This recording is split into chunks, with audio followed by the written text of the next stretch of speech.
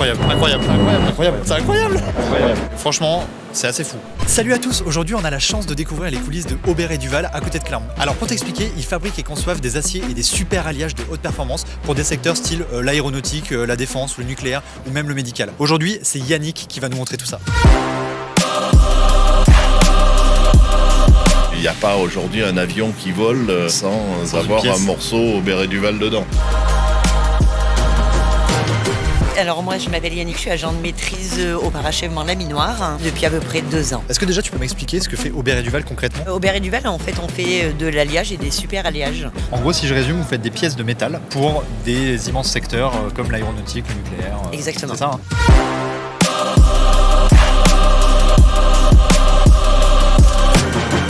Ouais, mais là-bas, ça fait d'artifice quoi. Voilà, là c'est le four électrique. Voilà. Donc là c'est le four de fusion. Là en fait ils vont mettre la charge métallique dans le four. Après ils vont refermer le four, ils vont faire descendre des électrodes qu'on voit ici pour faire des arcs électriques et fondre la ferraille. Donc ça c'est ce qu'on appelle un four des enfers en fait, hein, le four de 200 lui-même.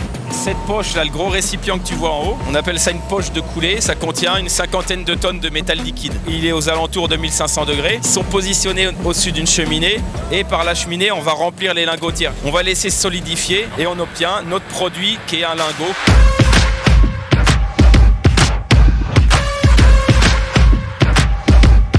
Ces machines de furieux, mais des fois je galère à faire des créneaux. Là c'est le laminage, ça passe entre 2 cannelures et c'est ce qui fait des barres rondes. Il y a différentes cannelures suivant le diamètre qui est demandé par et le client. Là-dessus c'est ça qui est un peu fou chez Aubert et Duval, c'est que vous pouvez vous adapter à n'importe quelle demande en gros. Ce que le client veut, nous le On le faisons. fait. Après il y a des rouleaux qui vont guider donc ça passe là. Et là ça passe dans la trio. Dans la Trio. trio.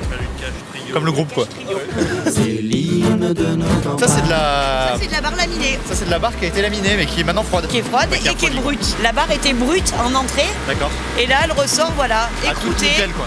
toute nickel avec un état de surface demandé par le client. Ça c'est de la précision extrême quoi. Oui.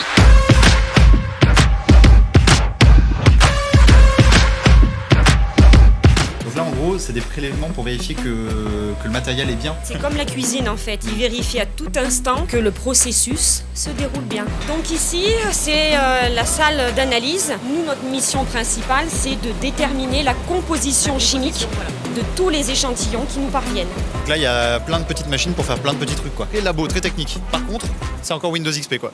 Il s'agirait de grandir.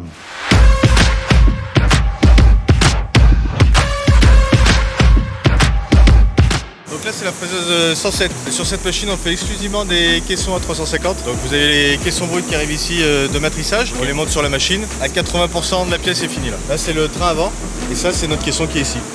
Ok. Donc Déjà ici, on est dans la zone du contrôle dimensionnel, plus spécifique. Le nom, déjà le nom est fou. J'ai l'impression que c'est un film de Doctor Strange.